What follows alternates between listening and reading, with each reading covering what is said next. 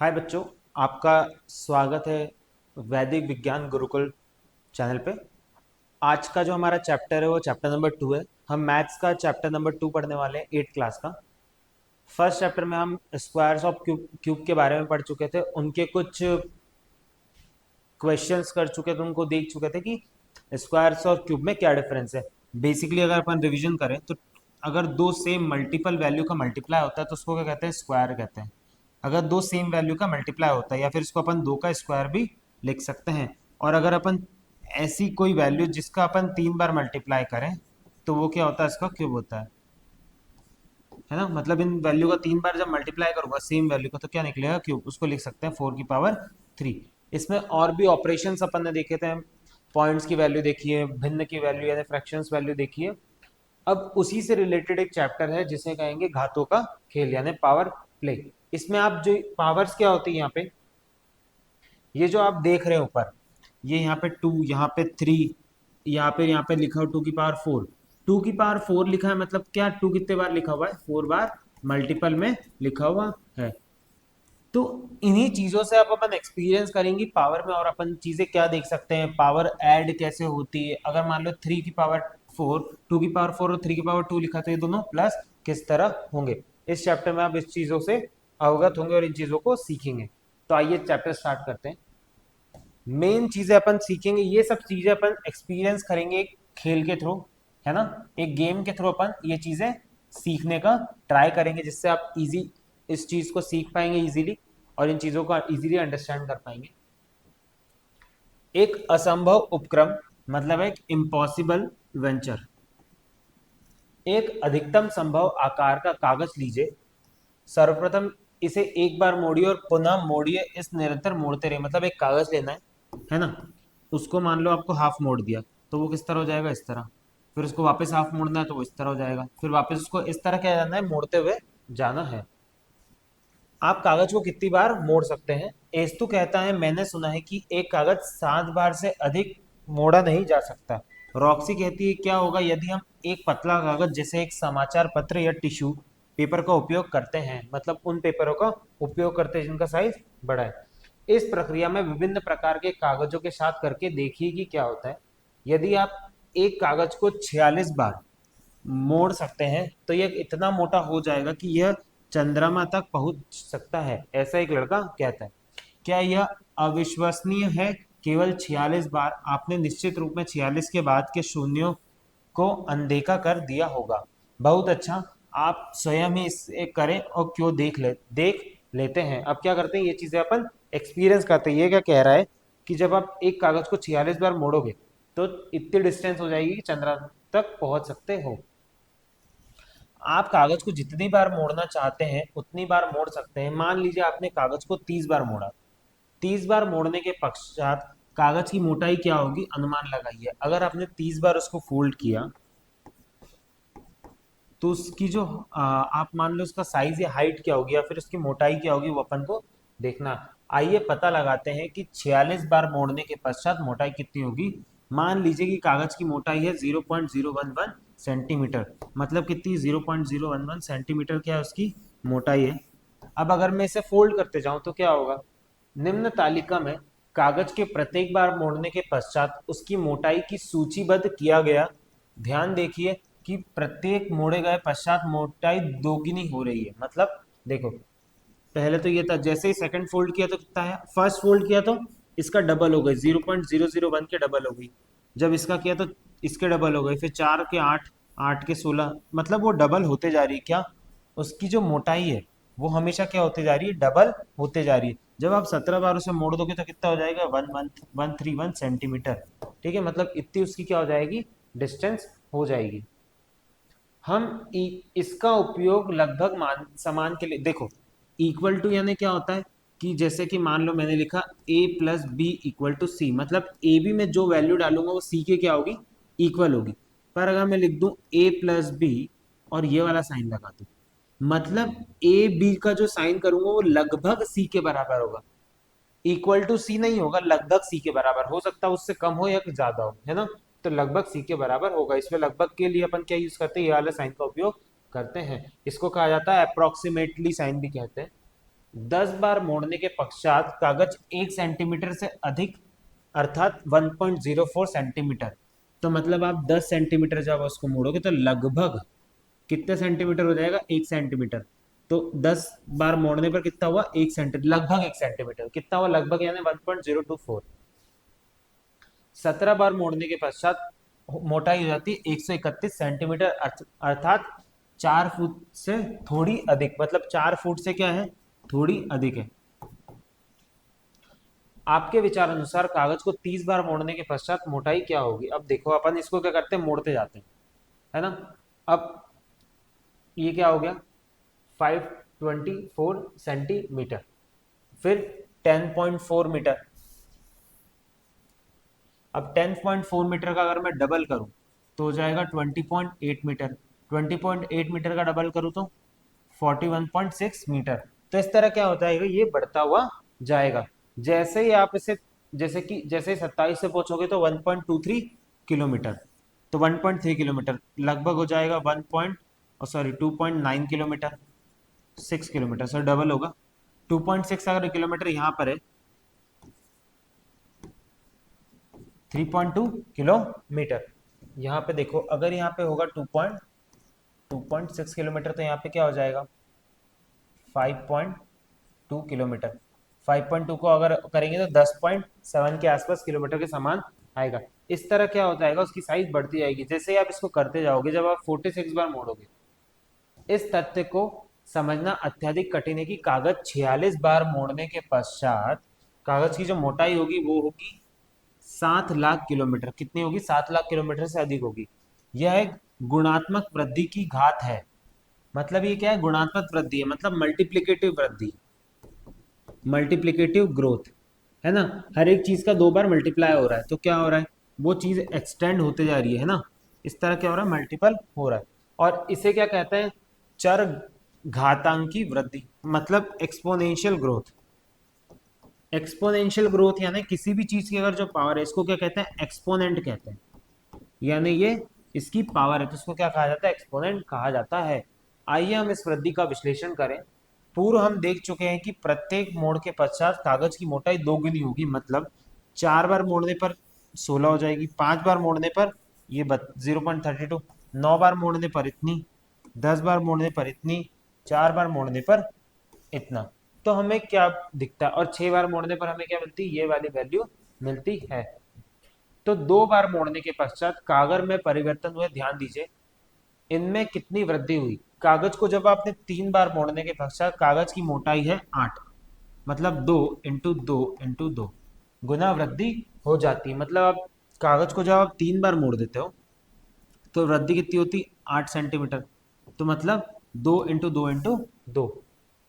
यदि हम यह सत्य है कि इसकी जांच कीजिए, सामान्यतः 10 बार मोड़ने पर पश्चात कागज की मोटाई 1024 इक्वल टू 2 के स्वयं 10 बार होगा। मतलब 2 को जब आप 10 बार मल्टीप्लाई करोगे तो क्या आ जाएगा, 1024 आ जाएगा। गुना की वृद्धि होती है जैसे कि नीचे तालिका में दर्शाया गया है। तो हमने क्या देखा कि जब भी आप उस चीज का मल्टीप्लाई कर रहे हो तो क्या दिख रहा है, इतनी वृद्धि उसमें हो रही है। अब देखो ये सेंटीमीटर में, ये भी सेंटीमीटर है। कितना हुआ, 1.023 सेंटीमीटर। तो कितनी गुना वृद्धि हुई, 1024 गुना वृद्धि हुई। अगर अपन को वृद्धि निकालनी है, मतलब कितने गुना बढ़ा वो, जैसे कि 10.48 है, और अपन ने कहाँ से स्टार्ट करा था, मतलब 10वें टाइम पे कितनी थी वो, इतनी। तो टोटल वृद्धि कितनी हुई है, इतनी हुई है। अगर अपन इसको इससे डिवाइड करेंगे तो 1024, मतलब हर बार कितने वृद्धि हो रही है, हर जब 10 की डिफरेंस में 1024 वृद्धि हो रही है। मतलब अगर आप 10 से 20 मानो तो भी 1024 वृद्धि है, अगर आप 20 से 30 मानो तो भी सेम। मतलब अगर इसका डिस्टेंस सेम है तो वृद्धि क्या हो गई है, सेम हो रही है, सेम अमाउंट ऑफ डिस्टेंस पे हो रही है ना। तो इस तरह क्या निकालते हैं, चीजें देखते हैं, जिस तरह एक्सपोनेंशियल में चीजें बढ़ रही है। चर घातांकी संकेतन और संक्रियाएं। कागज की प्रारंभिक मोटाई 0.01 सेंटीमीटर थी। कागज 1 बार मोड़ने के पश्चात कितना हो जा रहा है, 0.02 सेंटीमीटर हो रहा है। 4 बार मोड़ने पर क्या हो रहा है, 0.04, है ना। यानी 2 बार मोड़ने पर 0.004 सेंटीमीटर क्या हो रहा है, वो बढ़ रहा है ना। उसी अगर मैं इसको 3 बार करूं तो कितना हो रहा है 0.008। इस तरह क्या हो रहा है, उसकी वृद्धि होती जा रही है ना, दो में वैल्यू ऐड होती जा रही है। अगर दो में 4 बार करूंगा तो कुछ वैल्यू आएगी, दो में 5 बार करूंगा तो कुछ वैल्यू आएगी, जो कि इसके मतलब दो को मैं कितने बार मल्टीप्लाई कर रहा हूँ 5 बार, दो को मैं कितने बार मल्टीप्लाई कर रहा हूँ 4 बार मल्टीप्लाई कर रहा हूँ। तो इस तरह क्या होगा, इसकी वृद्धि होती जाएगी। अतः हम समझ चुके हैं कि वर्ग संख्या को एन स्क्वायर के साथ घन संख्याओं को एन क्यूब के साथ निरंतर रूप जा सकता है। मतलब अब हम जानते हैं कि जो स्क्वायर वैल्यू है, हम पिछले चैप्टर में पढ़ चुके हैं, स्क्वायर वैल्यू को इससे रिप्रेजेंट कर सकते हैं और क्यूब वैल्यू को इससे रिप्रेजेंट कर सकते हैं। अब एन की जगह आप कोई भी वैल्यू डाल सकते हो, जैसे N N N square N N N N cube, 4 बार एन का मल्टीप्लाई एन 4, 7 बार करा तो एन 7। सामान्य एन को स्वयं ए बार गुणा करने को हमें एन ए लिखकर प्रदर्शित करते हैं। मतलब अगर अपन को ऊपर वाली पावर अगर दिखानी है तो ऊपर को अपन क्या कर सकते हैं, ए। अब ए कुछ भी हो सकता है, 5 की घात 4, तो यहाँ पे ए कितना है 4, एन कितना है 5। तो इस तरह हम चीजें दिखा सकते हैं। 5/4 का जो घातांकीय रूप है वो है 665। यह संख्या 4 घात और संख्या 5 आधार है। मतलब 4 क्या इसकी पावर है या फिर एक्सपोनेंट है, पावर या फिर क्या होगा एक्सपोनेंट, और 5 क्या इसका बेस है। हमेशा जो नीचे वाली वैल्यू होती है ना, एन क्या होगा बेस होगा, और ए जो होगी वो उसकी पावर होगी। तो हम क्या देख चुके हैं, ये चीजें देख चुके हैं। जैसे कि ये, तो अगर मैं इसको लिखूं तो 2/10, तो यहाँ पे 10 क्या है पावर या एक्सपोनेंट, 2 क्या है बेस है। तो हम इस तरह चीजों को डिफाइन कर सकते हैं और वैल्यू देख सकते हैं। बताइए कि कागज को 10 बार मोड़ने के पश्चात निम्नलिखित में से कौन सा व्यंजक कागज की मोटाई को व्यक्त करता है। प्रारंभिक मोटाई की अक्षर संख्या v निरूपित किया गया है। मान लो अगर v किया गया है तो देखो 10 प्लस वी, ये क्या हो गया 2 इंटू 10, तो 20 इंटू वी। इस तरह क्या कर सकते हैं, कैलकुलेट कर सकते हैं। वी क्या है उस कागज की मोटाई, जो अपन 0.11 ले सकते हैं। अब एक और चीज, एक और बहुत अच्छी, जब भी एन और ए में डिफरेंस, अगर एन जो है वो नेगेटिव है ना, तो ए की पावर डिपेंड करेगी। या फिर मान लो एन नेगेटिव हो, है ना, मान लो अगर एन नेगेटिव हो और अगर ए की पावर ऑड हो तो क्या होगा, नेगेटिव आंसर आएगा। पर ए की पावर अगर इवन हो तो हमेशा आंसर क्या आएगा, पॉजिटिव आंसर आएगा। जैसे कि -4 की पावर अगर मैं 2 रखूं तो ये क्या है, ऑड है, तो ये क्या हो जाएगा 16 हो जाएगा। पर अगर मैं उसकी पावर, ये इवन है सॉरी, और अगर उसकी पावर में ऑड रखूं, 5 रख लेते हैं और -2, तो -2 इंटू -2 इंटू -2 इंटू -2 कितने हो गए 5, तो 2 दूनी 4, 4 दूनी 8, मतलब 32 आएगा। तो इस माइनस से ये माइनस कैंसिल, इस माइनस से ये माइनस कैंसिल, तो कितना बचा, एक माइनस बचा जो कि लग जाएगा। तो अगर n नेगेटिव है तो a की वैल्यू देखनी, a अगर ऑड है तो नेगेटिव आएगा, इवन है तो पॉजिटिव आएगा। ये भी क्या है, एक वैल्यू है जिससे अपन चीजों को कैलकुलेट करते हो, चीजों को देखते हैं। मतलब ये एक रूल है किसका, पावर्स का। तो हमें ये चीज देखनी है। इसी प्रकार ए बी को, जैसे कि अब और एक और चीज, मान लो ए का अगर 2 बार मल्टीपल है ना, और बी का भी मल्टीपल है 3 बार, तो इसको कैसे लिखोगे, ए भी अलग अलग वैल्यू, तो ए का स्क्वायर और बी का क्यूब, क्योंकि बी कितनी बार है 3 बार है और ए कितनी बार है 2 बार है। वैसे ही अगर मान लो कुछ और वैल्यू लिखी है तो अपन उनको अलग अलग कर सकते हैं। जैसे कि यहाँ पे क्या लिखा है, 4 बार 3 लिखा है, तो 3 इंटू 4 और 4 + 4 + 4 दोनों चीजें क्या है, सेम है। 3 4 जा 12 इक्वल टू 12, है ना, तो ये दोनों चीजें भी सेम है।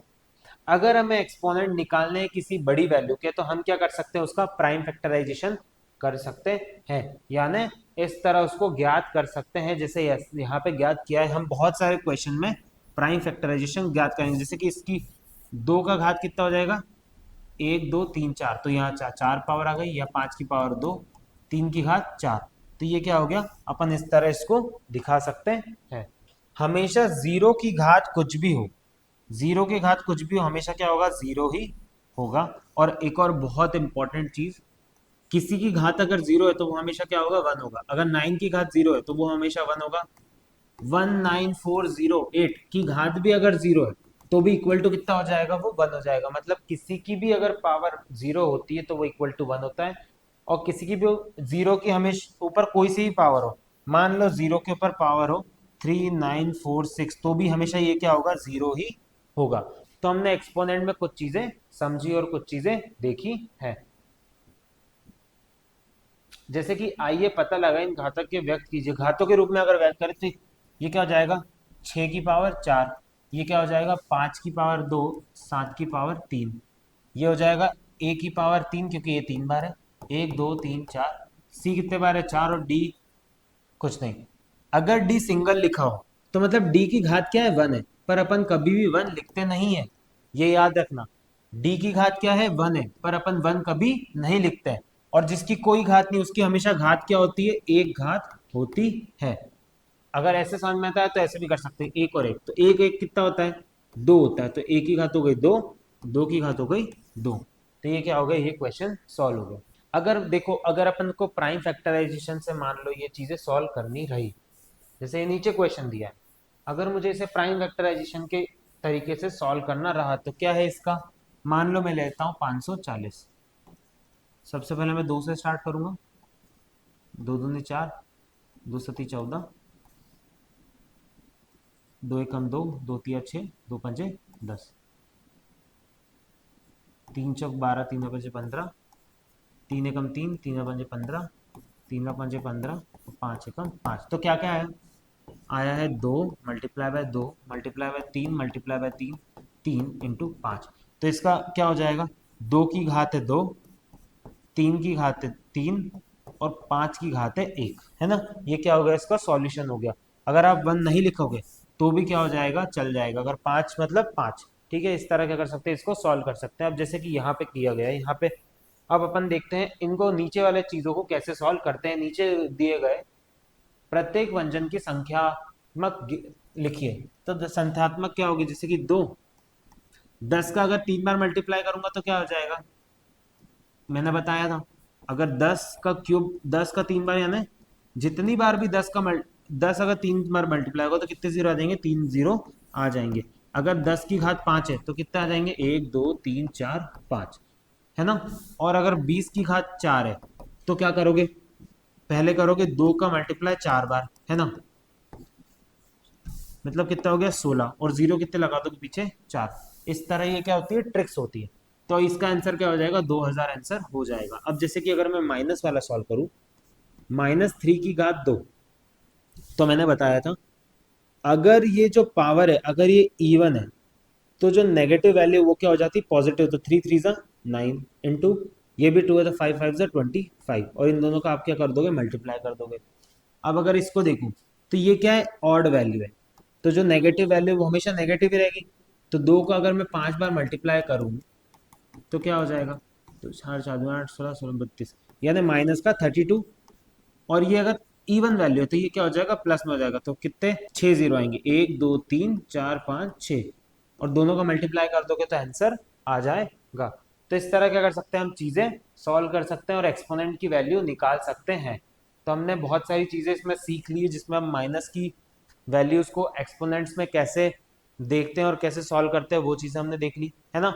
पावर को किस तरह लिखते हैं, है ना, और किस तरह चीजें मल्टीप्लिकेशन में होती हैं। अब आगे अपन और चीजें देखते हैं कि, है ना, एक स्टोरी की तरह या एक खेल के अनुसार हम नेक्स्ट टॉपिक देखते हैं। चमकते पत्थर यानी शाइनिंग स्टोन्स।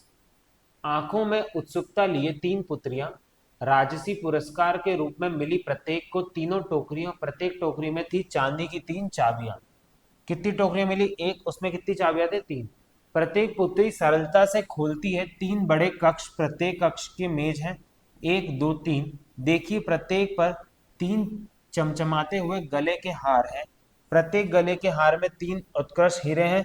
क्या आप इन चमकते रत्नों को गणना कर सकते हैं। देखो हर एक चीज अलग अलग है, जैसे कि प्रत्येक को 3 टोकरियां मिली, मतलब हर एक लड़की को कितनी टोकरियां मिली, 3 टोकरियां मिली है।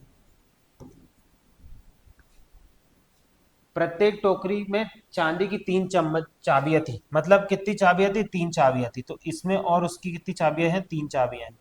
इधर भी कितनी चाबियां हैं, 3। प्रत्येक पुत्री सरलता से खोलती है और 3 बड़े कक्ष, प्रत्येक कक्ष में मेज है, 1 2 3। अब देखो क्या खोल, अगर कितने कमरे खोलेगी, 3, तो उसमें कितनी मेज है, 3 मेज और है, प्रत्येक कमरे में 3 मेज है। उन 3 मेज पर 3 चमकते हुए गले के हार है, और गले के चमकते हारों में 3 क्या है, उत्कृष्ट वो है हीरे। तो टोकरियों और कक्षों की संख्या का पता लगाइए। अब टोकरियों की संख्या क्या होगी, टोकरियों की संख्या क्या है, 1 2 3 4 5 6 7 8 9।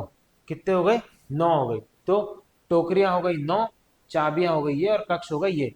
तो कक्ष कितने, 3, 3 6 3 9। एक बच्ची के एक टोकरी से कितने कक्ष खुल रहे हैं, 9। तो 9 9 18 9 9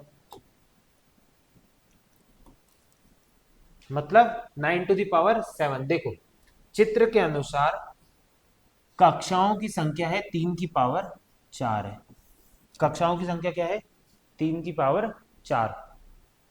इसकी गणना 3 को स्वयं को 4 बार गुणा करके की जा सकती है। 3 × 3 9, 9 × 3 27, 27 × 3 81। वहां कुल कितने हीरे थे। अब यह उपयुक्त गुणनफल का उपयोग करके केवल एक गुणन द्वारा ही ज्ञात कर सकते हैं। देखो हीरो की संख्या कितनी थी, 3 3 3 3 3 3 3। तो कितने हो गए, 3 to the power 7 क्या है उसके, हीरो की संख्या। तो इस तरह क्या कर सकते हैं, चीजें हम ज्ञात कर सकते हैं, या किसी भी चीज की वैल्यू को निकाल सकते हैं। अब जैसे कि गुणनफलन p/4 और p/4 को चंद्रघागित रूप में लिखे। चरत्र चर घानता की मतलब एक्सपोनेंशियल, इसको खोलना है, इसको क्या करना है, खोलना है। तो कितने हो गए, ये हो गए 4, ये हो गए 6। तो सब p है तो सारे प्लस हो जाएंगे, तो p की पावर कितने हो जाएगा, 10 हो जाएगा, है ना। यहाँ पे एक बहुत इंपॉर्टेंट फॉर्मूला एक्सपोनेंशियल का जो हमें पता लगेगा आगे, वो हम देखेंगे। क्या फॉर्मूला है, अगर किसी वैल्यू का बेस सेम हो और पावर जो भी हो, तो हमेशा क्या हो जाती है, जो पावर्स होंगी वो ऐड हो जाएंगी। बेस सेम होगा तो पावर क्या होंगी, ऐड होंगी। जैसे कि आपको निकालना है 4 की पावर 15 इंटू 4 की पावर 94। अब आप क्या करोगे, 4 की पावर 94 और 4 की पावर 15, तो दोनों प्लस अगर करेंगे अपन तो बेस क्या है, सेम है। तो क्या हो जाएगा, 4 की पावर 94 प्लस 15, और दोनों को आप क्या कर दोगे, प्लस कर दोगे, क्या हो जाएगा, 109। मतलब 4 की पावर टोटल पावर कितनी, 109 है। तो इस तरह क्या होता है, ये एक फॉर्मूला होता है जिससे हम चीजों को निकाल सकते हैं या किसी भी चीज की गणना कर सकते हैं। 4 को 6 को 2 विधियों से ज्ञात किया जा सकता है। देखो 4/6 को कितनी विधि से ज्ञात किया जाए, 2। जैसे 4 को 3 3 पार्ट में बांट लेंगे तो क्या हो जाएगा, 64 × 64, और 64 × 64 करेंगे तो ये आ जाएगा। वरना अपन 2 2 के पेयर बना के भी कर सकते हैं, दोनों में हमेशा आंसर क्या आएगा, सेम आएगा। एक और चीज, अगर 4 की घात 2 है, ब्रैकेट लगा उसकी घात बाहर क्या भी लिखा है, 2, तो हमेशा इन दो वैल्यू का क्या हो जाएगा, मल्टीप्लाई हो जाएगा ना, 2 दूनी क्या हो जाएगा, 4।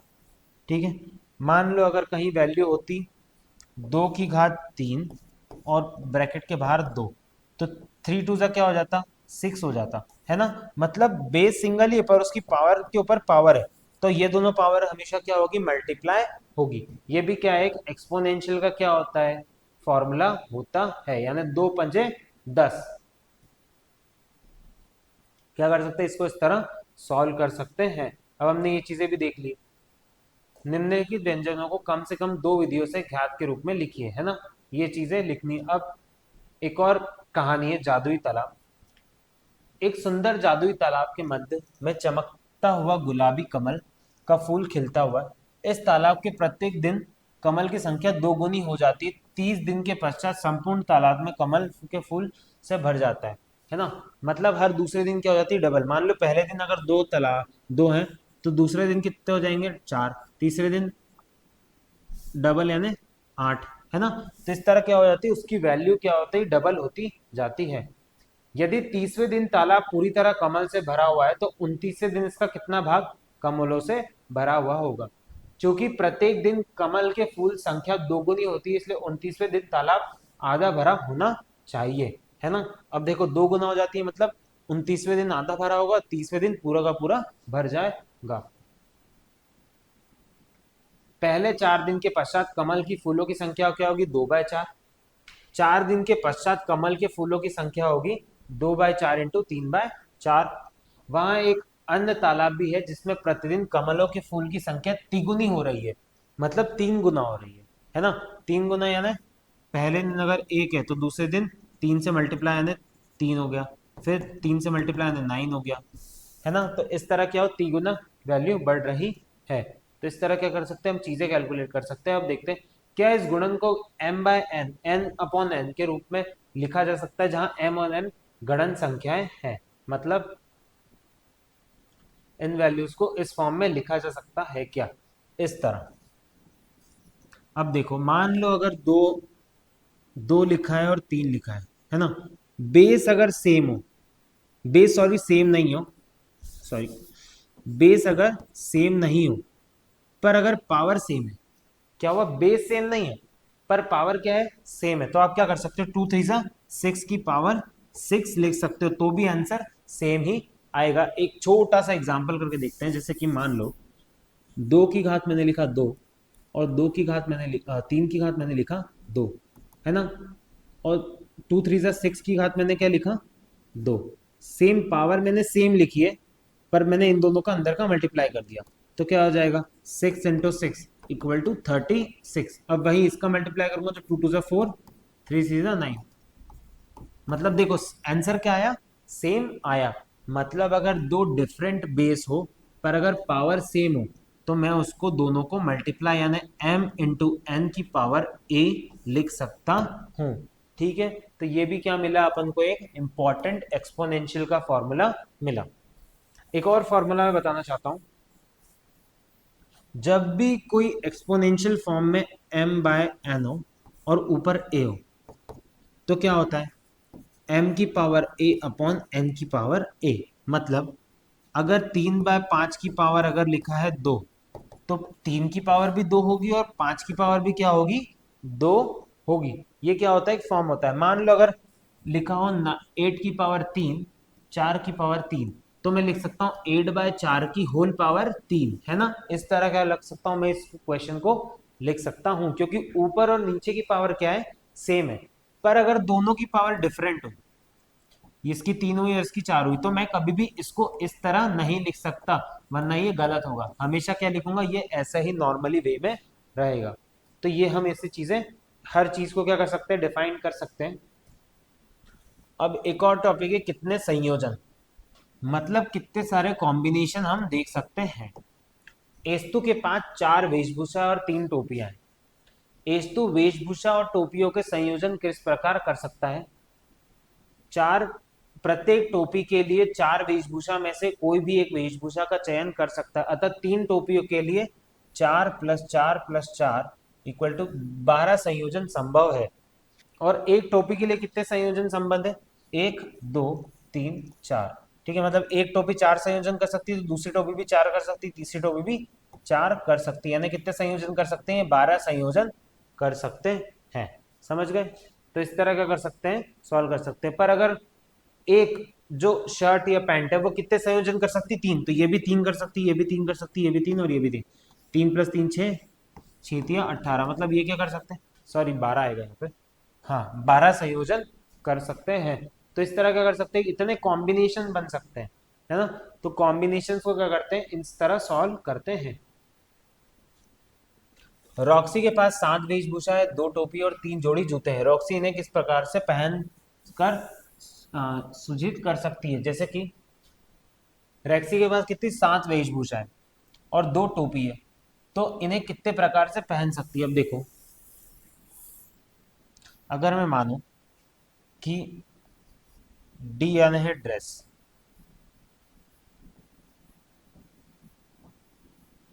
3 3 6 और 1 7, है ना। टोपी आने हैं टी, दो, कितनी टोपी है, 2 टोपी है। और जूते कितने हैं, 3। तो देखो, एक जूते के साथ एक टोपी, एक जूते के साथ एक टोपी, मतलब 2 टोपी जा सकती है ना। मतलब और दो एक जूते के साथ कितने कॉम्बिनेशन जा सकते हैं? 7 ये कॉम्बिनेशन जा सकते हैं। तो इस तरह क्या कॉम्बिनेशन बन सकते हैं? तो कितने कॉम्बिनेशन किस किस चीजों के साथ बन सकते हैं? एस्तु और रेक्सी को तिजोरी प्राप्त हुई जिसमें इनके परदादा द्वारा संग्रहित की गई पुरानी टिकटें और सिक्के थे। तिजोरी में 5 अंकीय गुप्त संकेत वाले ताले से सुरक्षित था, जैसे ये है ना। अब इन दोनों के पास गुप्त संकेत को प्रयास करने के अतिरिक्त कोई विकल्प नहीं था जब तक कि खुल ना जाए। संयोगवश ताला केवल अंतिम गुप्त संकेत का उपयोग करके खुला, जबकि वे सभी संभव संयोजन का प्रयोग कर चुके थे। उन्होंने कितने गुप्त संकेत की जांच की, मतलब उन्होंने कितने चीजों की जांच की। यदि आप एक समस्या को हल नहीं कर सकते तो समस्या को सरल करने का प्रयास कीजिए जिससे आप समस्या को हल कर सकें। यह तकनीक समस्या का समाधान हेतु उपयोगी हो सकती है। देखो, जब भी आप क्वेश्चन सॉल्व ना कर पाओ तो उसको एक इजी फॉर्म में लाओ। अगर आप इजी फॉर्म में ला लोगे तो वो क्या हो जाएगा, सॉल्व होने की उसकी क्या हो जाएगी, प्रोबेबिलिटी बढ़ जाएगी। मान लीजिए 5 अंकों वाले ताले के स्थान पर हम 2 अंकों वाले ताला लेते हैं। यह ज्ञात करने का प्रयास कीजिए कि इस ताले को खोलने के लिए कितने गुप्त संकेत संभव होंगे। यह प्रथम अंक के लिए 10 विकल्प हैं, 0 से 9। इनमें से प्रत्येक विकल्प को लिए दूसरे अंक के 10 विकल्प यदि 0 से प्रथम अंक 0, 1, 0, 2, 0, 3, 0, 9 संभव है। अतः 2 अंक वाले ताले के संयोजन 10 इंटू 10 यानी 100 होगी। मतलब अपन कितने पेयर बना सकते हैं? 100 तरीके से पेयर बना सकते हैं। अब मान लीजिए आपके पास 3 अंकों वाले हैं, तो बताए हुए 100 गुप्त संकेतों 2 अंकीय से प्रतीत होके आप कितने बना सकते हो? आप 1000 कॉम्बिनेशन बना सकते हो, 1000 कॉम्बिनेशन बना सकते हो। तो वैसे ही अगर आप 5 अंकों वाले करोगे तो कितने अंक बना सकते हो आप? 1,00,000 कॉम्बिनेशन बना सकते हो। इस तरह क्या कर सकते हो आप? चीजें सॉल्व कर सकते हो। कैसे सॉल्व करो? ऐसे देखो, वो जीरो कितने कितने बनाएगा? 10। ये भी 10 कॉम्बिनेशन बनाएगा, ये भी 10 बनाएगा, ये भी 10। तो ये सारे कितने बनाएंगे? 10। तो कितना हो जाएगा? 100 कॉम्बिनेशन हो जाएंगे। पर ये सिर्फ एक ही ताले के लिए, दूसरे के लिए भी 100, तीसरे के लिए भी 100। तो ऐसा कितने 1,00,000 कॉम्बिनेशन बन सकते हैं। तो कॉम्बिनेशन किस तरह सॉल्व कर सकते हैं वो भी हमें देखना है। घातों का दूसरा पक्ष है ना, घातों को अब और किस तरह सॉल्व कर सकते हैं यानी पावर्स को। देखो, 16 इकाई वाली एक लंबी रेखा की कल्पना कीजिए। आधे भाग को मिटाने पर परिणाम क्या होगा? अब 16 भाग वाली है ना, 16 आप ये भी कर सकते हो 2/16, उसको दो दो पार्ट में काट दिया तो क्या हो जाएगा? 8 इकाई बचेगी। एक पावर का भाग क्या है? 2/4। और देखो, अब इसको किस तरह काट सकते हैं? नीचे अगर एक दो है तो ऊपर एक दो से कट जाएगा, तो कितने दो बचे? 2 की पावर 3 बचा। ठीक है, वैसे ही अगर मान लो इस चीज को अगर देखें, अगर तो इसको अगर अपन सॉल्व करें तो अपन किस तरह सॉल्व कर सकते हैं? अब उसने बोला एक और बार इसके आधे भाग को मिटाने पर परिमाण क्या होगा। मतलब आपने क्या करा, 2/3 को वापस क्या करा, आधे बार मिटा दिया। तो अब 2 इंटू 2 और डिवाइडेड बाय 2, तो कितना बचेगा? 2 दूनी 4, तो 4 इकाई बचेगी। इसी तरह बार आधा किया तो 2, इसी तरह आधा किया तो 1। अब 2 की घात 100 और 2 की घात 25 का क्या होगा? देखो, व्यापक रूप से N A divided by N B equal to N A minus N B. एक और चीज, एक और फॉर्मूला लिखा। मान लो अगर कोई वैल्यू का बेस सेम है तो उसको अगर अपन को डिवाइड में दे के रखा है ना, या फिर ऐसे दे के रखा है, मतलब बेस जो है वो सेम है, तो आप लिख सकते हो n equal to a minus b. क्या लिख सकते हो आप? A equal to a minus b. जैसे कि यहाँ पे लिख सकते हैं तो 2 डिवाइडेड बाय 100 माइनस 25, तो क्या हो जाएगा? 2 डिवाइडेड बाय 75। तो ये क्या हो जाएगा? इसका आंसर हो जाएगा। जहां N equal to non equal to zero, मतलब एन कभी भी जीरो नहीं हो सकता। और दूसरी कंडीशन क्या है? ए को हमेशा बड़ा होना पड़ेगा बी से। अगर ए बी से बड़ा नहीं है तो ये वाला फॉर्मूला नहीं लग सकता, है ना। पर अगर ए से बड़ा है तो ये वाला फॉर्मूला लग जाएगा। अब 2 की घात 0 यानी क्या होता है? हमेशा 1 होता है। ये भी याद रखना है आपको, ये मैं पहले ही बता चुका हूँ। मतलब किसी की भी घात हमेशा क्या 0 है, तो हमेशा क्या होगा? 1 होगा। जब जब 2/4 इकाई वाली लंबी रेखा को आधा किया जाए, अब देखो 2/4 को डिवाइडेड बाय 2/5 किया तो कितना हो जाएगा? 2 इंटू 2 इंटू 2 इंटू 2 अपॉन 5 बार 2 लिखा मैंने, तो एक बार से एक बार कट गया, दूसरा 2, तीसरा 2, चौथा 2, तो कितना बचा? 1। तो 1/2 क्या हो जाएगा? इसका आंसर हो जाएगा।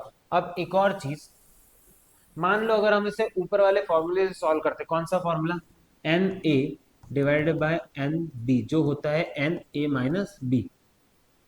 तो क्या होता है एन, एन क्या है यहाँ पे, 2/4 और 2/5 है, तो 2 4 - 5, तो हमेशा क्या बचता, 2 - 1, क्या बचा, 2 - 1।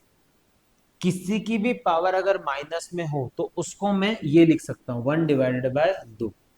क्या लिख सकता हूं मैं, इसको अपोजिट करके लिख सकता हूं, या फिर मान लो, बहुत ही अच्छी चीजें हैं ये एक्सपोनेंशियल, थोड़ा डिफिकल्ट पड़ेगा पर इजी टू अंडरस्टैंड है। मान लो लिखा है 3/5 की पावर है -1, है ना।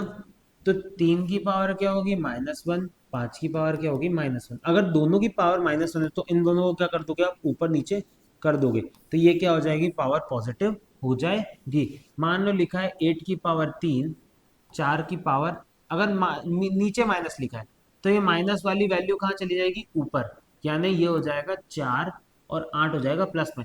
मतलब अगर ऊपर है तो उसको नीचे लाके प्लस कर सकते हैं, और नीचे है तो उसको ऊपर लाके प्लस कर सकते हैं, पर क्या होना चाहिए, पावर में प्लस माइनस होना चाहिए। ठीक है, इस तरह भी चीजें हम सॉल्व करके देख सकते हैं, है ना। तो एक्सपोनेंशियल बहुत डीप सब्जेक्ट है, उसको देखना, उसको समझना इजी है। जैसे कि मान लो 10/3 लिखा है, तो इसको मैं क्या लिख सकता हूँ, 10 और 3, है ना, इस तरह लिख सकता हूँ। तो ये क्या हो गया, सॉल्व हो गया। तो हम इस तरह भी सॉल्व कर सकते हैं, या फिर एक और तरीका क्या है, 1/10 की पावर -3 लिखा है, मतलब ये है 1/10 की पावर 3। अब देखो ये वाली जो वैल्यू है ना, ये जाके ऊपर चली जाती है, तो ये हो जाएगा 10/3/1, और नीचे हमेशा क्या रहता है, अपॉन 1, तो उसको अपन लिखते नहीं। कोई भी वैल्यू 9 लिखी, कोई भी अगर सिंगल वैल्यू लिखी हो, हमेशा अगर आप उसके अपॉन में 1 होता ही है, पर अगर अपन उसे लिखते नहीं है, यानी रिप्रेजेंट नहीं करते हैं। तो एक और फॉर्मूला देखो ये, कि अगर n की पावर -a है तो वो अपन 1/n हो जाएगा, और अगर n की पावर a है तो उसे 1/n-a कर सकते हैं। मतलब अगर 4 की पावर 3 लिखा है तो मैं इसे 1/4 की पावर -3 लिख सकता हूँ। तो इस तरह क्या देखा हमने, कुछ हमारे द्वारा पहचाने गए निम्नलिखित व्यापक रूप विचार की, जैसे कि ये है, हमने ये देखा, है ना, एन ए बी और एन ए बी, यानी एन का मल्टीप्लाई, इसको डिवाइड करेंगे तो ये वाली चीजें होती हैं। तो ये चीजें हमने एक्सपोनेंट में सीख ली है। अब अगर मुझे इसको सॉल्व करना है कुछ चीजों को, जैसे कि इसको, तो ये हो जाएगा 1/2 की पावर 4, है ना। अब 2 को 4 बार मल्टीप्लाई कर दूंगा। अब अगर इसको देखूं मैं, तो इसको अगर माइनस है तो इसको अगर प्लस में करना चाहूँ तो माइनस का साइन के साथ क्या आ जाएगा, 3 आ जाएगा। अब अगर इसको सॉल्व करूंगा तो 1/-5 इंटू -5 इंटू -5, मतलब माइनस का 125। क्यों माइनस क्यों आया, क्योंकि ये क्या है, ऑड वैल्यू, और मैंने बताया था अगर माइनस है अंदर और बाहर ऑड वैल्यू है तो हमेशा क्या आएगी, वैल्यू माइनस में आएगी। जैसे कि ये बेस सेम है, पावर क्या हो जाएगी, ऐड हो जाएगी, है ना। तो ये क्या हो जाएगा, P = -7, और -7 आया है, मतलब P = 1/P7। ठीक है, इस तरह क्या कर सकते हैं, जैसे कि इसको सॉल्व करना है, 2 की पावर 4 माइनस -4 की पावर -2। अब क्या करूंगा मैं, 2 की पावर 4 इंटू 1/4 की पावर 2 हो गया ये, है ना। अब 2 को मैं 4 बार लिख सकता हूँ, 2 इंटू 2 इंटू 2 इंटू 2, ये हो गया। और मैं 4 को कितने बार लिख सकता हूँ, 2 बार लिख सकता हूँ। 2 1 2, 2 2 4, 2 1 2, 2 2 4, 2 1 2, 2 से 2, 2 से 2, 2 से 2, ये माइनस माइनस क्या हो जाएगा, प्लस हो जाएगा, है ना। सॉरी, ये माइनस होकर प्लस हो जाता है, है ना। तो अब क्या हो जाएगा, 1 क्या बचेगा, इसका आंसर 1 बचेगा। तो इस तरह क्या करोगे आप, कोई भी एक्सपोनेंट्स की वैल्यू सॉल्व करोगे। अब अपना नेक्स्ट टॉपिक है घात रेखाएं, मतलब एक्सपोनेंशियल की नंबर लाइन, या फिर इसको इसको कहते हैं पावर लाइन। नंबर लाइन कह दो, पावर लाइन कह दो। पावर लाइन क्या होती है, जैसे कि थोड़ा ऊपर करके मैं दिखाता हूँ। 4 की घात पावर की अगर लाइन करूँ तो देखो, 4 की घात 0 यानी क्या होगा, 1 होगा। 4 की घात 1 यानी 4, 2 यानी 16, 3 यानी 64, इस तरह वैल्यूज बढ़ते जाएगी। और 4 की घात -1 यानी 1/4, 4 की घात -2 यानी 1/16, इस तरह नीचे हो जाएगी। 4 की भाव अगर -3 देखो तो हो जाएगा 1/64। अब 10 24 को मैं दो तीन तरीके से डिफाइन कर सकता हूँ, ये तीनों तरीके से क्या हो जाएगा, 10/24 आ जाएगा, 10 24। 4 की घात 5 भी इस तीनों तरीके से क्या हो सकता है, रिप्रेजेंट हो सकता है ना। तो इस तरह चीजों को रिप्रेजेंट करने के दो अलग अलग तरीके हैं। हम यह कह सकते हैं कि 16 384 4/7 संख्या है, 10 24 4/5 और 4/2 की बड़ी संख्या है। तो हम बड़ी संख्या को छोटे गुणनफल यानी छोटे एक्सपोनेंशियल पावर में डिफाइन कर सकते हैं। जैसे कि 7 की पावर है तो 14 की पावर 3 करूंगा तो ये आ जाएगा, इसको ये करूंगा तो इस तरह क्या कर सकते हैं, हर एक चीजें अलग अलग तरीकों से सॉल्व कर सकते हैं। अब 10 की घात मतलब 10 की पावर, हमने भारतीय अंक विस्तार रूप में लिखते समय 100, 10, 1000 इत्यादि उपयोग किया। उदाहरण के लिए 4 7 6 यानी 4 में मल्टीप्लाई करते हैं 10,000 का, इस तरह हम सॉल्व करते हैं। हमें पता है इस तरह हम छोटी क्लासेस में किसी भी एडिशन या इसको सॉल्व करते थे इस तरह, है ना। तो ये क्या लिख सकते हैं, 10 की पावर 4, 10 की पावर 3, 10 की पावर 2, 10 की पावर 1 और 10 की पावर 0। अगर मान लो इसी विधि से मुझे ये लिखना है 172, तो 1 × 100 हो जाएगा, +7 × 10 हो जाएगा, +2 हो जाएगा, है ना। मतलब 1 की पावर 10 की पावर 2 +7 10 की पावर 1, ये 1 लिखो या मत लिखो, 10 +2, इस तरह भी मैं सॉल्व कर सकता हूँ, किसी भी चीज को लिख सकता हूँ। अब अगर मुझे सेम चीज पॉइंट्स में दर्शानी है तो मैं पॉइंट्स में कैसे दर्शाता हूँ, ये तो वैल्यू यहाँ तक सही आ जाएगी, +9 × पॉइंट के बाद वाली वैल्यू तो कौन सी पोजीशन पे है, फर्स्ट पोजीशन पे तो 1/10, सेकंड पोजीशन पे तो 00, ट्रिपल पोजीशन पे तो 000। अगर बाद वाली वैल्यू होती तो क्या होता, मान लो बाद वाली वैल्यू 9 होती तो ये होता 1/1 2 3 4, मतलब कौन सी पोजीशन पे, फोर्थ पोजीशन पे। तो जैसे जैसे आप जीरो नीचे बढ़ाते जाओगे वैसे वैसे पॉइंट के बाद वाली वैल्यू क्या होगी, बढ़ती जाएगी, ठीक है। ये भी हमने देखा। और इसको हम किस तरह लिख सकते हैं, 10 की पावर 0, 10 की पावर -1 -2 -3, मतलब अगर 10 की पावर माइनस करते जाओगे तो वो पॉइंट के पीछे वाली वैल्यूज होती है। अब वैज्ञानिक संकेतन, साइंटिफिक नोटेशन, है ना। अब साइंटिफिक नोटेशंस क्या होती हैं, आइए बड़ी संख्याओं को संबंधित कुछ तथ्यों पर ध्यान दें। जैसे कि सूर्य से मिल्की के आकाशगंगा का केंद्र है इतना, है ना, मीटर दूर स्थिर है। अब इतने मीटर है, अब इसको हम साइंटिफिक नोटेशन में इसको लिखा जाता है। क्यों, क्योंकि क्या होता है, इतनी बड़ी वैल्यूज का आप कॉपी में नहीं लिखते तो इसको लिखा किस तरह जाता है, जितने जीरोस हो, 1 2 3 4 5 6 7 8 9 10 11 12 13 14 15 16 17 18 19 20, कितने जीरो है, 20। तो मैं इसको 10 × 10 की पावर 20 मीटर लिख सकता हूँ। मैं इसको इस तरह लिखूं या इसको इस तरह लिखूं सेम बात है, क्योंकि मैं पीछे 20 जीरो लगाऊं या 10 की पावर घात 20 लगाऊं सेम बात है। जैसे कि 3 इंटू, जैसे मैं 300 को 3 × 10 की घात 2 लिख सकता हूँ, ये हमने ऊपर देखा। इस तरह लिख सकता हूँ, जैसे 500 को क्या लिखा, 10 की घात 2, वैसे इसको मैं इस तरह लिख सकता हूँ। तो हम साइंटिफिक नोटेशन में बड़ी बड़ी वैल्यूज को इस तरह डिफाइन करते हैं या इस तरह दिखाते हैं। तो क्या होता है, हम इस तरह चीजों को अच्छे से या समझ सकते हैं या सॉल्व कर सकते हैं। अब जैसे अगर मैं यहाँ पे एक और चीज 59 को अगर मैं 100 से डिवाइड करूंगा तो ये हो जाएगा पूरा 59 × 10। पर अगर मैं इसमें एक और जीरो मल्टीप्लाई कर दूं तो ये हो जाएगा 5.9, मतलब पॉइंट अब यहाँ था, अब यहाँ पॉइंट पॉइंट में आ जाएगा। मतलब 2 जीरो से अगर ज्यादा जीरो है तो पॉइंट आगे, फिर 2 जीरो और लगा दिए मैंने, 3 जीरो थे फिर एक और जीरो लगा दिया तो क्या हो जाएगा, एक पॉइंट आगे हो जाएगा, जिसको मैं इस तरह लिख सकता हूँ। तो ये सब क्या होती है, साइंटिफिक नोटेशन होती है। मतलब आप मल्टीप्लाई करते जाओगे और पॉइंट क्या होगा, आगे बढ़ते जाएगा। जैसे कि मान लो, वैसे भी मुझे पता है कि मान लो 9600 लिखा हो, इसको मैं 96.00 इंटू 10 की पावर 2 लिखो, कोई अंतर है क्या, नहीं है। पॉइंट के बाद जीरो की मान्यता नहीं होती, तो मैं इसको इस तरह हटा सकता हूँ। पर अगर मैं यहाँ पे एक और जीरो बढ़ा दूं, अगर मैं एक और जीरो लगा देता तो मुझे क्या करना पड़ता, 9.6 × 10 की पावर 3 लिखना पड़ता। अगर एक और जीरो लगा दिया तो पॉइंट का पढ़ना पड़ता, आगे बढ़ाना पड़ता। अगर मैं यहाँ पे मान लो 9.6 × 10 की पावर अगर मैं करना चाहूँ 3 है तो यहाँ मैं 6 करना चाहूँ, चलो 5 करना चाहूँ, है ना। 5 मतलब 9 6 × 10, 3 5 यानी 2 वैल्यू आगे बढ़ी तो एक जीरो आगे बढ़ा के पॉइंट यहाँ लगाना पड़ेगा। मतलब कितने वैल्यू आगे बढ़ी, एक ही है, और अब यहाँ पे कुछ नहीं है तो यहाँ पे क्या आता है, जीरो, यानी पॉइंट का आ जाएगा, यहाँ आ जाएगा। जब आप धीरे धीरे क्वेश्चन सॉल्व करोगे तो इन चीजों को और अच्छे से आप समझने लगोगे।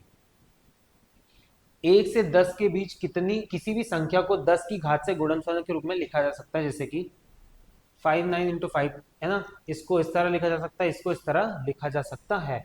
अब देखो 4 जीरो यानी एक दो, दो जीरो तो कट गए थे पर दो वैल्यू और जीरो लिए इसने, तो पॉइंट कहाँ आ गया, यहाँ आ गया। जब आप क्वेश्चन करोगे तो इन चीजों को और समझ पाओगे। मतलब जितने वैल्यूज का मल्टीप्लाई होगा पॉइंट उतना आगे बढ़ते जाता है। मान लो लिखा हो 396 0 0 0 है ना। अब इसको साइंटिफिक नोटेशन में अगर लिखना चाहूँ तो लिख सकता हूँ 396 × 10⁻³ पर अगर मुझे पॉइंट में लिखना हो तो अगर मैं लिखना हूँ 39.6 तो मैं कितने जीरो बढ़ाऊंगा, एक जीरो बढ़ाऊंगा। अगर मैं लिखूं 3.96 तो मैं कितने जीरो बढ़ाऊंगा, वापस एक और जीरो बढ़ाऊंगा, यानी 5 हो जाएंगे। अगर मुझे एक और आगे करना होगा तो 396 × 10⁻6 मतलब ये कितने 6 जीरोज हैं, है ना, तब जाके ये वैल्यू आई। मतलब जब आप 6 का मल्टीप्लाई, मतलब आप इसमें 0.369 में 1 2 3 4 5 6 इसका मल्टीप्लाई कर दोगे तो ये आंसर क्या आ जाएगा, यही आ जाएगा। इस तरह क्या कर सकते हैं हम, किसी भी चीज को साइंटिफिक नोटेशन में लिख सकते हैं। वैज्ञानिक संकेतन या वैज्ञानिक रूप, वैज्ञानिक संकेतन या वैज्ञानिक रूप जिसमें मानक रूप भी कहा जाता है, मतलब इसको कहा जाता है स्टैंडर्ड फॉर्म। क्या कहा जाता है, स्टैंडर्ड फॉर्म में हम संख्याओं को x into 10y form y के फॉर्म में लिखते हैं, जहां x ग्रेटर देन 1 होता है। x क्या है, ग्रेटर देन 1, और ये वाला जो x है वो ग्रेटर देन 10 एक गुणांक है, और घातक y पूर्णांक है। मतलब y क्या है, यहाँ पे एक्सपोनेंट है, और जो x है वो घातक है, सॉरी गुणांक है। मतलब x जो है वो क्या है, कॉफिशिएंट है, और y जो है वो क्या है, एक्सपोनेंट है। एक्सपोनेंट यानी पावर, पावर है। जैसे कि 2 × 7 तो 7, तो 7 2 से अधिक महत्वपूर्ण होता है। 7 क्या है, 2 से अधिक महत्वपूर्ण, क्योंकि मतलब कितने जीरो यहाँ पे, 7 जीरो है। मतलब 2 क्या है यहाँ पे, इसकी पावर। निश्चित रूप से यदि 2 को 3 से परिवर्तित कर दिया जाए तो जन्म संख्या के आधे की वृद्धि होती है, अर्थात 2 करोड़ से 3 करोड़। दूसरी ओर यदि 7 को 8 से परिवर्तित कर दिया जाए तो जनसंख्या 10 गुना परिवर्तित होती है ना। तो किस तरह चीजों को लिखते हैं साइंटिफिक नोटेशन में, वो चीजें हम आगे देखेंगे। इस डायनासोर का कंकाल कितना पुराना है, यह 70 मिलियन पुराना है, यानी 7 करोड़ 15 वर्ष पुराना है। जब मैंने यह कार्य करना आरंभ किया था तो मैं 70 मिलियन 7 करोड़ वर्ष पुराना था। मतलब ऐसा कहा गया है। अब कुछ कुछ चीजों को साइंटिफिक नोटेशन में कैसे लिखा जाता है, जैसे कि ये देखो 1 2 3 4 5 6 7 8, मतलब ये है 14 33 5 × 10⁻8। पर यहाँ पे 12 लिखा है। 12 मतलब 12, 8 हो गया, 9 10 11 12, मतलब पॉइंट का आएगा इधर, तो 1 पॉइंट या जैसे कि यह 12, तो 1 2 3 4 5 6 7 8 9 10 11 12, तो पॉइंट का आएगा, यहाँ आएगा। तो इस तरह का कर सकते हैं, चीजें देख सकते हैं, सॉल्व कर सकते हैं। मतलब साइंटिफिक नोटेशन में किस तरह लिख सकते हैं, अगर निम्नलिखित संख्या को मानक रूप में व्यक्त कीजिए, मतलब स्टैंडर्ड फॉर्म में। जैसे किसको लिखना हो तो अब जीरो नहीं है, मतलब पॉइंट कहाँ है, यहाँ जीरो नहीं है, मतलब पॉइंट यहीं पे, तो 1 2 3 4 यानी 5.9853 × 10⁻4 है ना। तो ये क्या, जैसे मैं 10⁻4 का इसमें मल्टीप्लाई करूंगा तो मुझे यही वैल्यू मिल जाएगी। अगर इसका करना 1 2 3 4 तो 343 × 10⁻4, पर मेरे को पॉइंट और आगे ले जाने, कितनी पॉइंट आगे ले जाऊं, अगर एक पॉइंट आगे ले जाऊं, मान लो यहाँ ले जाना है तो हो जाएगा 34.3 × 10⁻5। अगर मुझे एक और आगे ले जाना है तो 3.43 × 10⁻6। तो ये क्या हो जाएगा, इसका साइंटिफिक नोटेशन हो जाएगा। मान लो इसको लिखना तो 1 2 3 4 5 6 7, 7 तो हो गए, पर मुझे यहाँ पे लाना है तो 8 9 10, मतलब मैं 7.004 लिख के मल्टीप्लाई 10⁻, कितने 12, है ना। कितने हो गए, 12 हो गई। तो इस तरह क्या कर सकते हैं आप, साइंटिफिक नोटेशन में किसी भी चीज को लिख सकते हैं या लिख सकते हैं या शो कर सकते हैं। तो हमने साइंटिफिक नोटेशंस भी देख ली, एक्सपोनेंशियल के कुछ फॉर्मूलाज भी देख लिए। अब हम आगे बढ़ते हैं क्या आपने कभी विचार किया है? अब कोई क्वेश्चन है कि क्या आपने कभी इस चीज सोची है? अब देखते हैं क्या, अब देखते हैं इसमें क्या सीखने को मिलता है। तो नेक्स्ट टॉपिक है, नेक्स्ट टॉपिक देखते हैं हम जिसकी हेडिंग क्या है, क्या आपने ये कभी विचार किया, आपने कभी सोचा? कक्षा 7 के पाठ्य पुस्तक गणित में हमने बड़ी संख्याओं वाले अध्याय को रोचक विचार प्रयोग पर ध्यान आकर्षित किया था। आइए इस यात्रा पर बनाए रखें। नजनदूपा रॉक्सी के भार समान गुड़ और एस्तु के भार समान गेहूं दान करना चाहता। वो सोचता ये लड़की के समान गुड़ दान करेगा और इसके समान, लड़के के समान गेहूं दान करना चाहता है। बताया कि दान किए हुए गुड़ का मूल्य रुपयों में होगा और गेहूं का मूल्य भी रुपयों में होगा। उपयोग को ज्ञात करने के लिए आइए सबसे पहले उपस्थिति मात्राओं के संबंध बढ़। गुड़ की कीमत रॉक्सी का भार इंटू 1 किलोग्राम का गुड़, मतलब रॉक्सी का भार अगर 56 है तो 1 केजी का भार अगर 20 रुपए, तो अगर 10 रुपए तो हो जाएगा 560 रुपए। तो इस तरह क्या करेगा वो, ये क्या हुआ, फॉर्मूला हुआ उसका। ज्ञात करने के लिए अवश्य तार्किक धारणाएं बनाएं, उत्तर ज्ञात कीजिए। याद रखिए रॉक्सी की आयु 13 वर्ष है और एस्ती की आयु 11 वर्ष। मान लीजिए रॉक्सी का भार 45 केजी है और 1 किलोग्राम का कितना वेट है, 70 रुपए, तो वो कितने रुपए देगा, 3150 रुपए का होगा। व्यक्ति के भार के समान वस्तु विनिमय की प्रथा को तुलाभार या तुलाभरम कहा जाता है। पहले ऐसे दान दिए जाते थे। यह एक पुरातन पद्धति है, यद्यपि यह दक्षिण भारत में कई स्थानों में वर्तमान समय में भी प्रचलित है, आज भी की जाती है। यह भक्ति, आत्मसमर्पण और कृतज्ञता का प्रतीक है। इसके साथ ही समुदाय का भी समर्थन करता है। मतलब ये चीजें क्या है, पौराणिक चीजों में मानी जाती है। रॉक्सी विचार करती है कि हम गुड़ के स्थान पर 1 रुपए के सिक्के का प्रयोग करें तो मेरे भार के समान कितने सिक्कों की आवश्यकता होगी।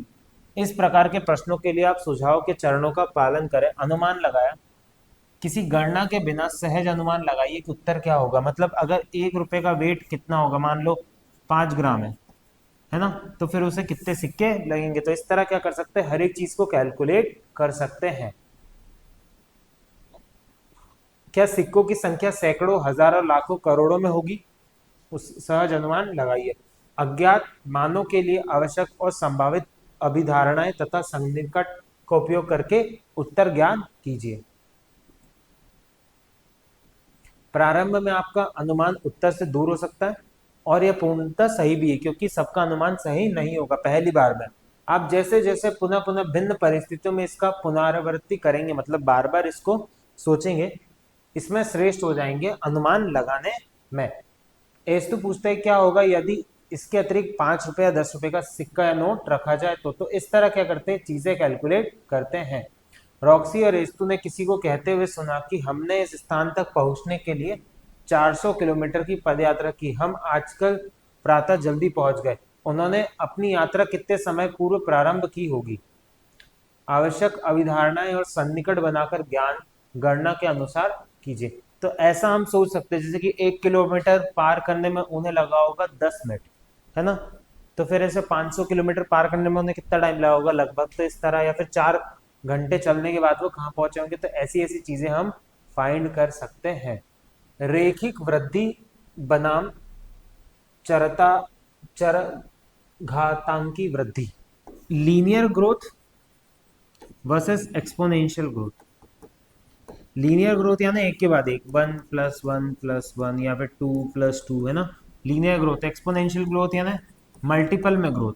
ठीक है, दोनों में क्या होता है, बहुत डिफरेंस होता है। जैसे कि मैं 2 को अगर 3 बार जोड़ू तो क्या आएगा, 2 4 6, पर 2 को अगर मैं मल्टीप्लाई करूँ 3 बार, अगर एक्सपोनेंशियली जोड़ू यानी एक्सपोनेंशियल यानी 2 की पावर 3 यानी 8 आ जाएगा। तो डिफरेंस कितने है, मैक्सिमम नंबर्स का डिफरेंस आता है। रॉक्सी एस्तु को एक काल्पनिक विज्ञान कथा उपन्यास के विषय में बताती है जिसमें उसने पढ़ा था कि वे चंद्रमा तक पहुंचने के लिए एक सीढ़ी बनाते हैं। रेक्सी कहते हैं मुझे आश्चर्य है कि यदि हमारे पास वास्तव में ऐसी सीढ़ी होती तो उसके पायदान कितने होते, मतलब पायदान यानी ये जो पायदान ये कितने होते अगर चंद्रमा तक हमें सीढ़ी लगानी पड़ती।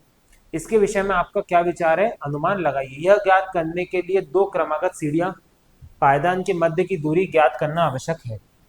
हम 20 सेंटीमीटर की एक संभावित दूरी मान लेते हैं, मतलब पद दो पद के बीच में कितनी दूरी है, ये 20 सेंटीमीटर की दूरी है। अब जैसे कि 20 सेंटीमीटर की दूरी ये है ना, तो ये भी 20 सेंटीमीटर, ये भी 20 सेंटीमीटर, तो चंद्रमा तक दूरी पहुंचने के लिए कितने 3840 किलोमीटर जाना होगा। और अगर इतने किलोमीटर जाना है तो कितने सेंटीमीटर अपन को करना होगा।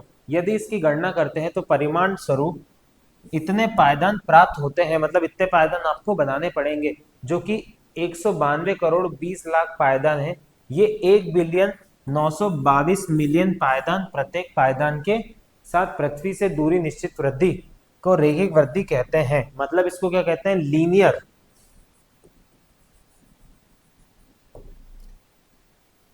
Linear growth.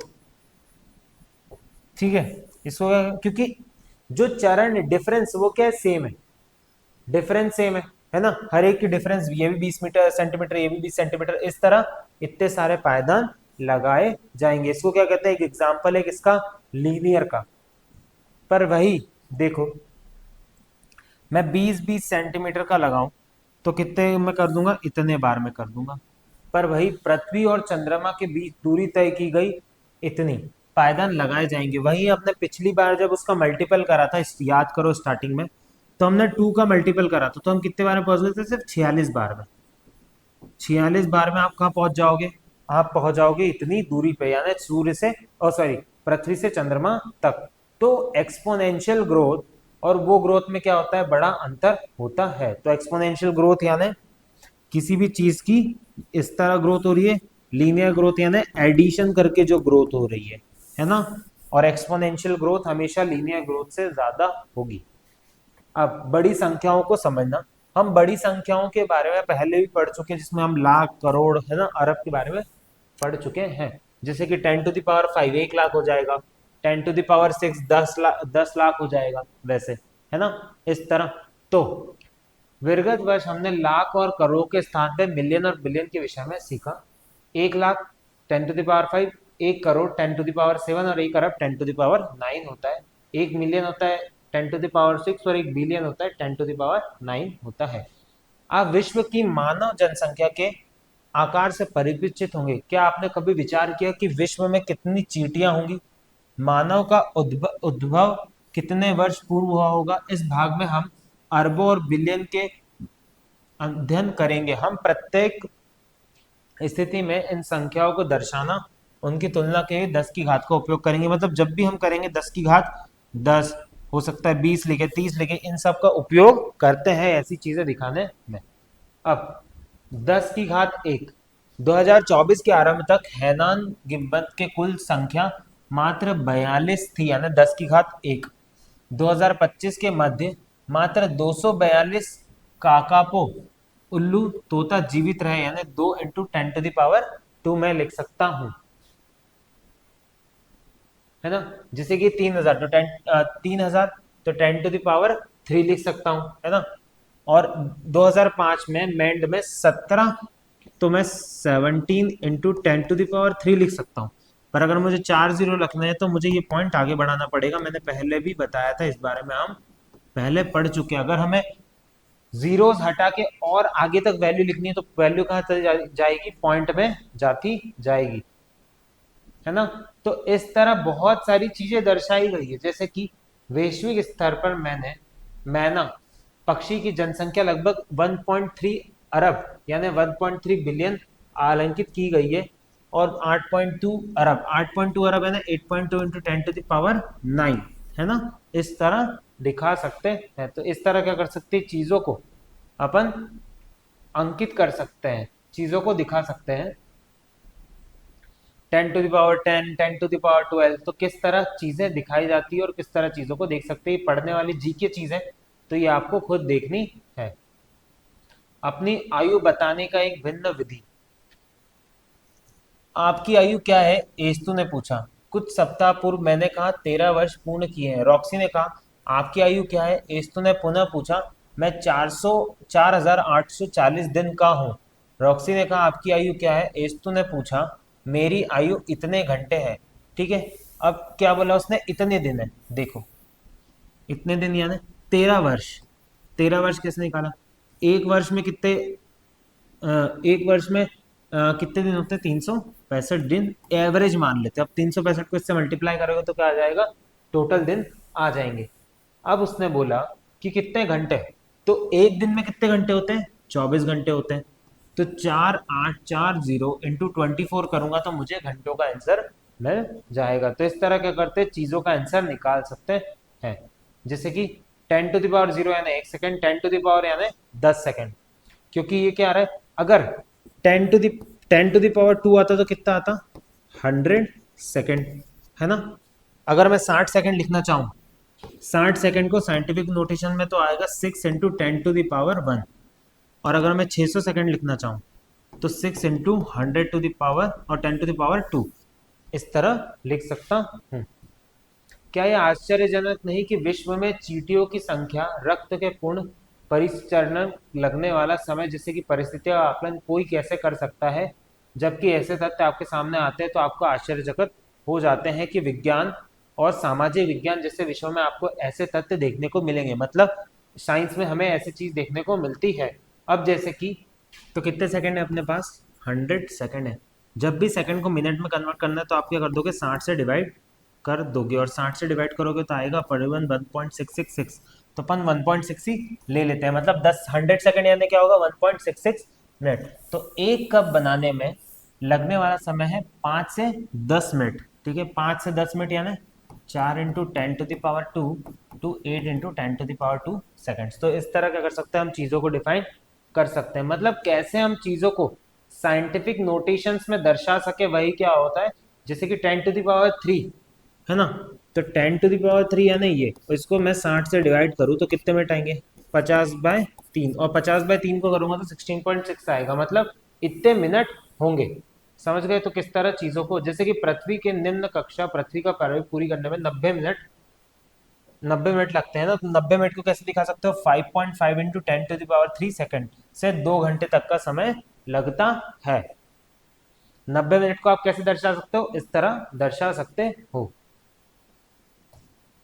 और भी चीजें हैं जिनको हम अलग अलग, जैसे कि 10.5 सेकेंड को 1.16 दिन, और 10 सेकेंड यानी इतने दिन होते हैं। मतलब अगर 10⁻5 होगा सेकेंड, अगर मैं लिख दूं तो वो कितने दिन हो जाएंगे, इतने दिन हो जाएंगे। 10⁻6 यानी इतने दिन हो जाएंगे।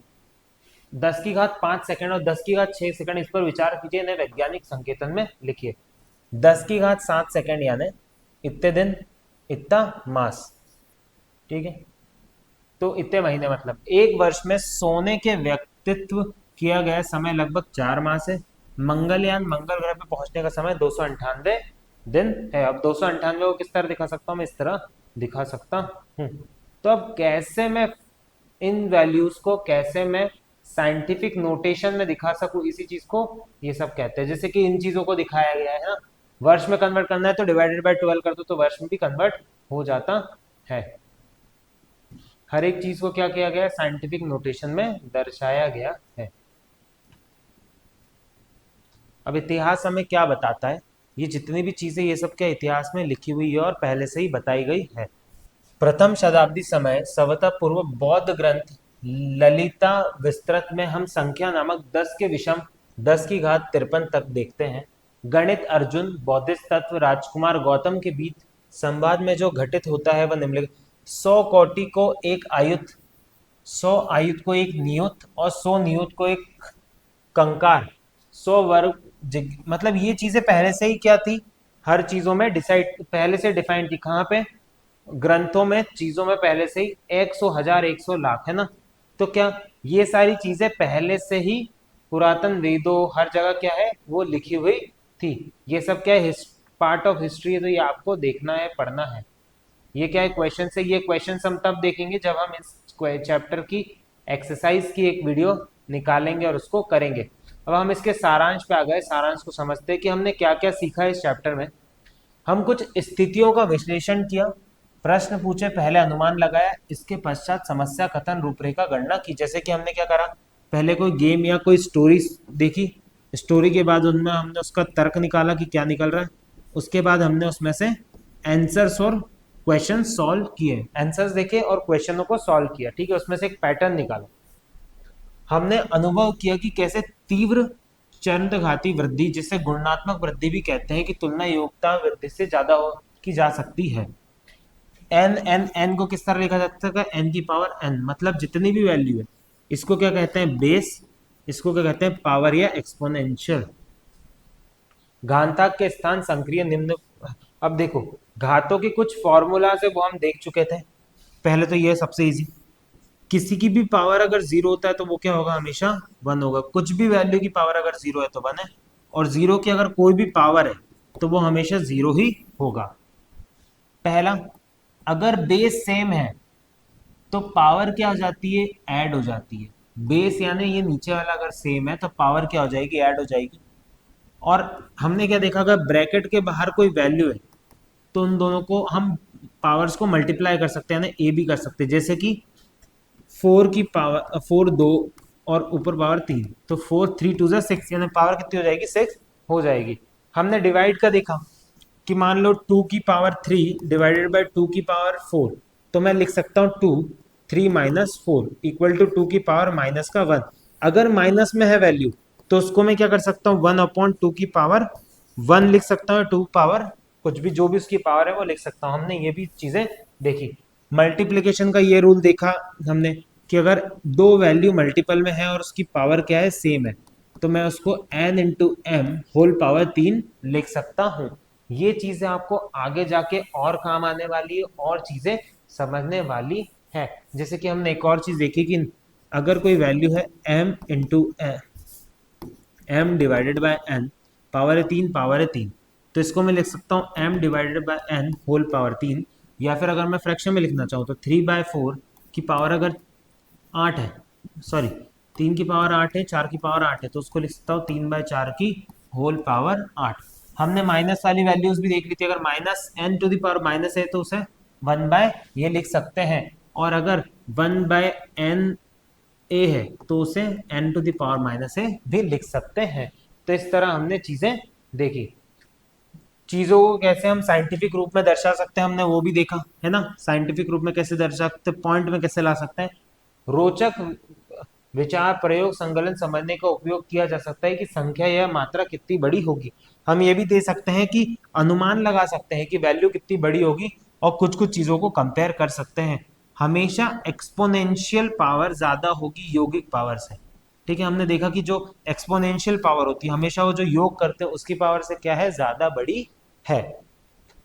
बहुत बड़ा चैप्टर था।